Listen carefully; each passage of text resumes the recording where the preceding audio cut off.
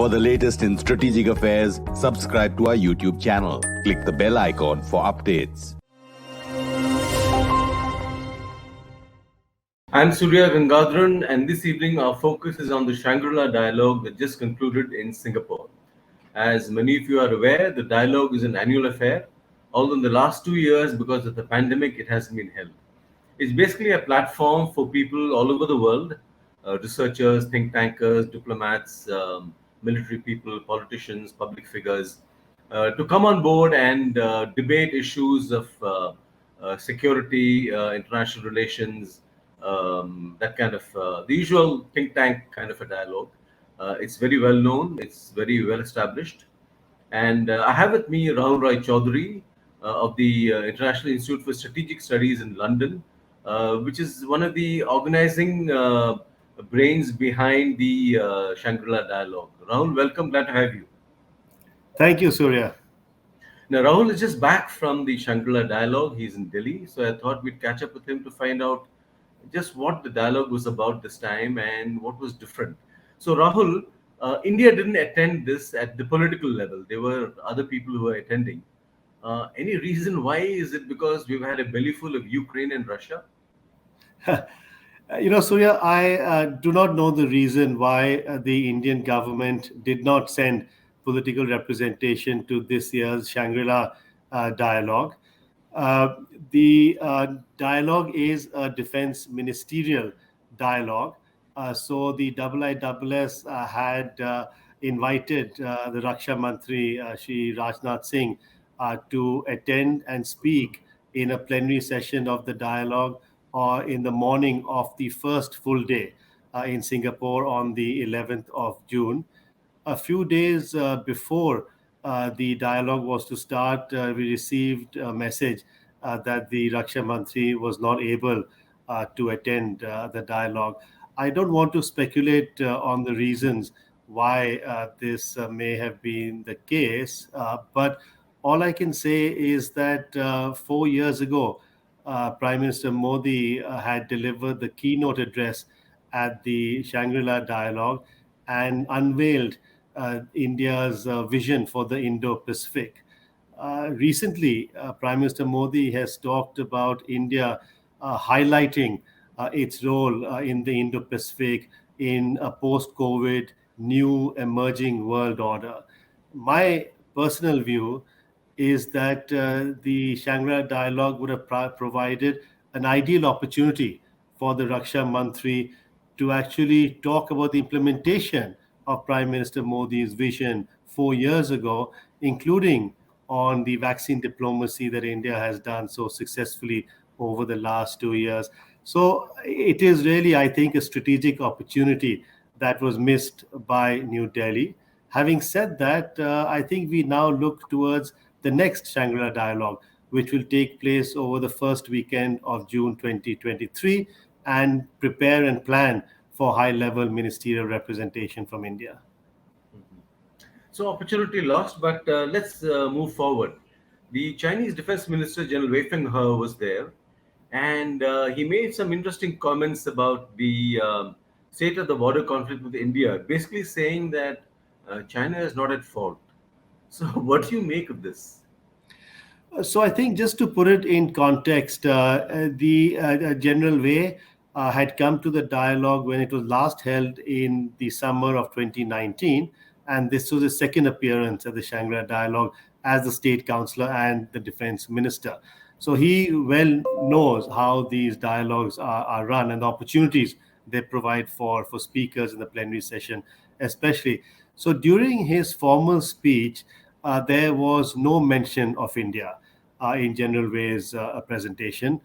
On the contrary, when the US Defense Secretary spoke at the Shangri-La Dialogue, he mentioned India and talked about the importance of India's military capability as a force for stability in the region.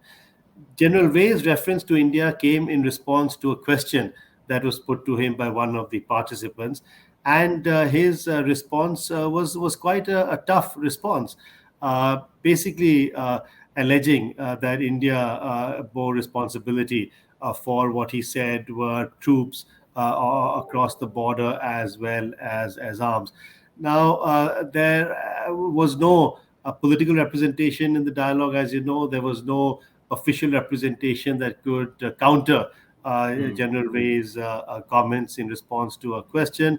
So I think that he made this comment on the basis of his perspective on this issue, and it showed also a hardline position that China continues to have towards India. And I think this was the first public comment that he made in relation to the dispute with India. So it is significant that he chose to do this in the words that he did.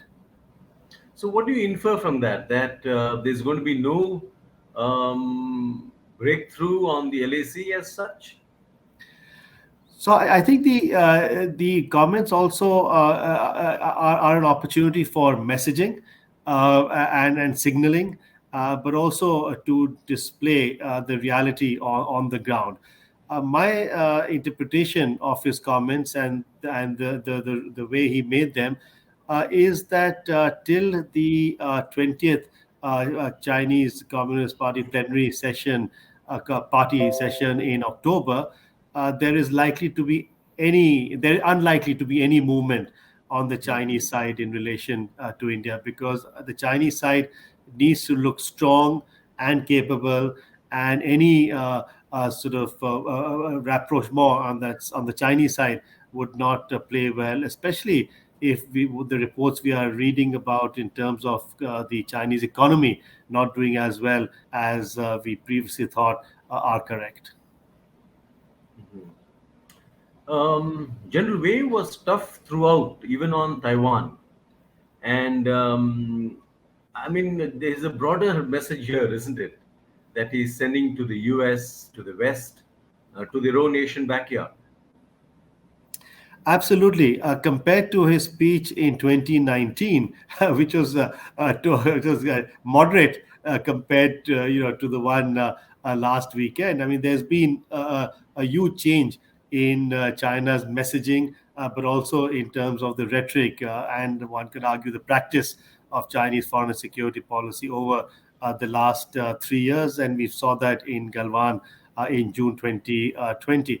So I think on Taiwan, it was very clear. I mean, I've never heard words like this in all the multiple years I've attended the Shangri-La Dialogue of fighting till the end from the Chinese defense minister, of making it very clear that it is China's Taiwan, that the reunification of Taiwan will take place with China. He made it very clear.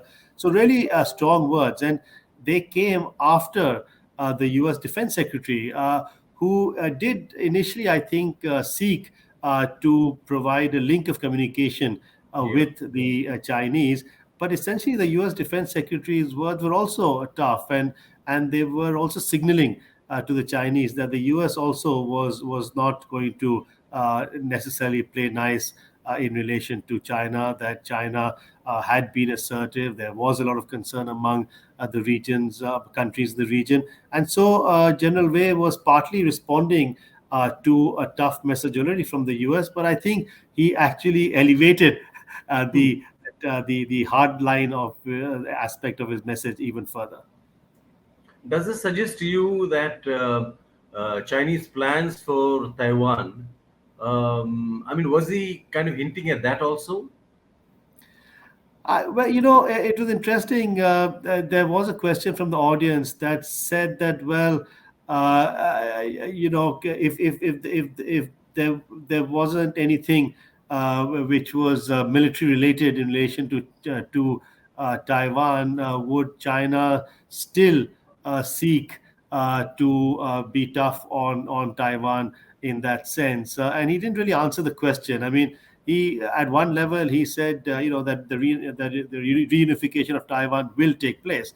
Now, the problem, of course, is that though he used the word peacefully, if the Taiwanese don't want the reunification, then that will be a problem. And in that event, I think he clearly indicated that China would not accept anything else, and it would fight to the very end to ensure that there was no independence of Taiwan or no secession of Taiwan. And the American Defense Secretary made again very clear that he was committed firmly, the United States was firmly committed to a one China policy, and that he was not supporting, nor was the US supporting the independence of Taiwan.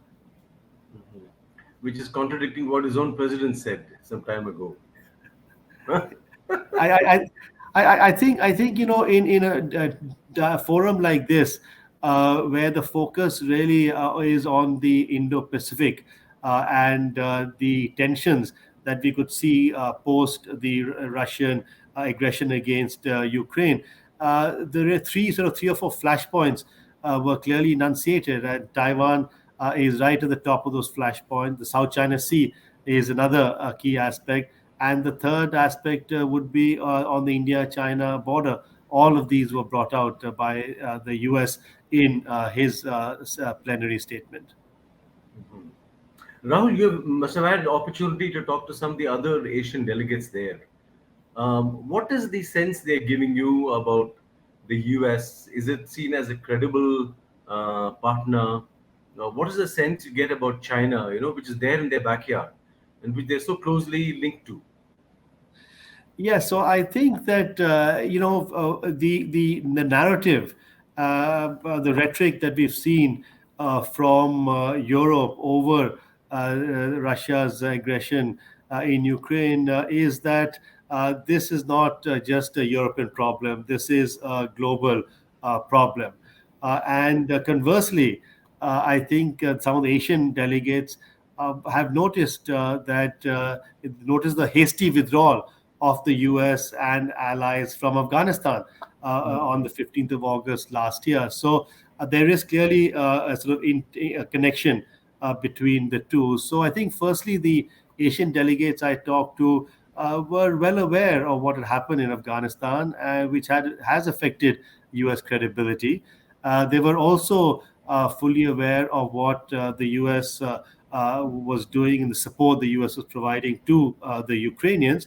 But as the Japanese Prime Minister delivering the keynote address made very clear, he said that Ukraine today, East Asia tomorrow, and the concern there is that the view in some parts of among the Asian countries is that the US and other European partners are not doing enough in Ukraine, because if the message that the Chinese receive in relation to what is happening in Ukraine is that, well, there are limits to what NATO countries can do, or even what Ukraine can do in terms of self-defense, which is authorized by the UN, by the UN Charter, that when it comes to the Taiwan situation, China could be emboldened by saying that, well, actually, the sanctions weren't as tough as they could have been, etc. So some of the Asian delegates are very clear that actually, there needed to be a strong example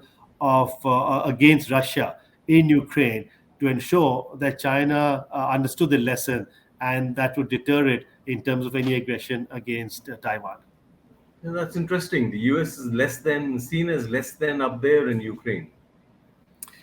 Yes, I mean, there are limitations as we know of support to Ukraine in their war, especially in terms of manpower. Clearly, NATO manpower is not on the ground in Ukraine, but also in certain types of weaponry.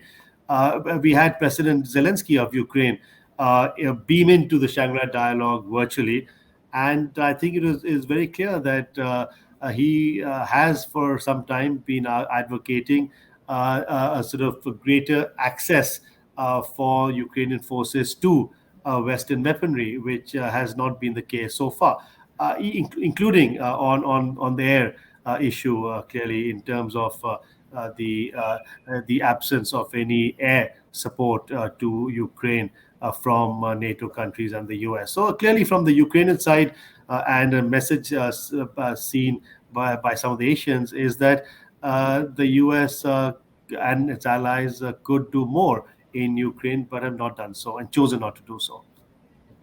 Was there any references you found to the IPEF, which was kicked off by the Quad very recently?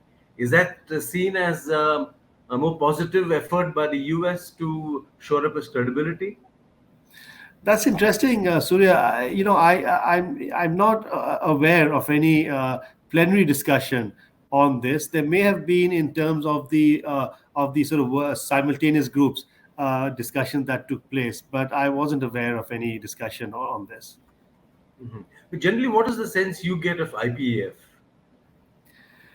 I think it's an idea that is an important idea, but at the moment, it's still very much the narrative, the rhetoric. I mean, I'd like to see some concrete action and implementation of this. Now, it may take some time for this to have a sort of evidence base for this, but at the moment, I'm just going to hold judgment until I see something concrete, which I haven't seen as yet. What is, I think, equally important is what has been agreed with the Quad countries on maritime domain awareness. I mean, that I think is something that is really important to move forward to concretize cooperation on maritime security among the Quad countries. And we've seen that notwithstanding India's view that the Quad is a non-security organization, an informal grouping. Actually, there are certain security sort of aspects of the Quad that are now developing.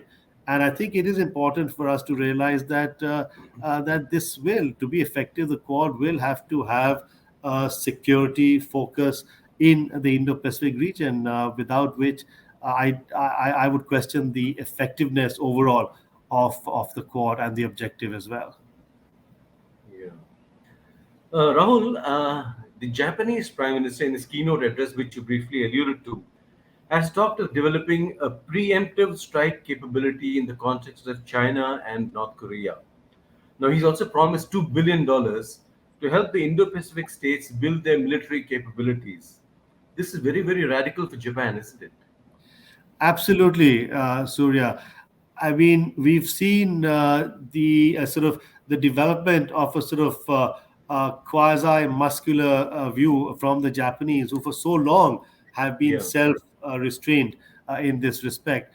I would also point to a prospective increase in the Japanese defense budget that could well take place, because if it does, this would make Japan one of the world's top defense spenders in the world, along with Germany. So, what we have really is a situation where the Japanese, largely, I would argue, because of what's happening in relation to China, and Germany, largely in relation to what has happened in relation to Russia and Ukraine, are two countries that are actually bolstering their armed forces. But equally important, I think, what hasn't been highlighted, but I think ought to be, is the Japanese Prime Minister's view on nuclear weapons, and really seeking a sort of resurgent sort of campaign against nuclear weapons. And what is important in this respect is, as he made clear in his remarks, that he is from Hiroshima. And that is why I think this is not only personal, but also very important in terms of the policy orientation for the new Japanese government, and something that will clearly involve India as well in a larger grouping of countries. Do you see India and Japan getting closer in that sense? So there's been a sea change in the nature of the India-Japan relationship over the years. There have been some differences. There are some differences between the two countries on Russia's aggression in Ukraine. The Japanese Prime Minister, as I mentioned earlier, has made clear that what happens in Ukraine is integral to Japan. The Indian official narrative is different, and that is that what is happening in Europe is not necessarily relevant, not in terms of the implications, which of course are taking place, but in terms of policy to India, on the basis that when India had its own clash with China over Galwan 2 years ago, there was not the European support that India had sought. I think the new French defense minister said it very clearly. He said that the problems of the Indo-Pacific are problems of France, and I think he was really providing a counter view that in an interlinked, globalized world, we can't really look at these theaters as silos in any sense anymore. But that is something that I suspect we'll hear more about as we go through the next few weeks and months. So, Rahul, last question, and I'd like you to be frank. Was the absence of any Indian political representation commented upon? Did it pass unnoticed? What was the sense you got? Frankly, Surya, the absence of any Indian political representation was deeply felt at the Shangri-La Dialogue. For the last several months, India has been arguing that the theater of operations for it that is important is the Indo-Pacific, and not so much clearly in terms of Europe and what is happening in Russia and Ukraine. Here was an opportunity for India to highlight its focus in the Indo-Pacific region.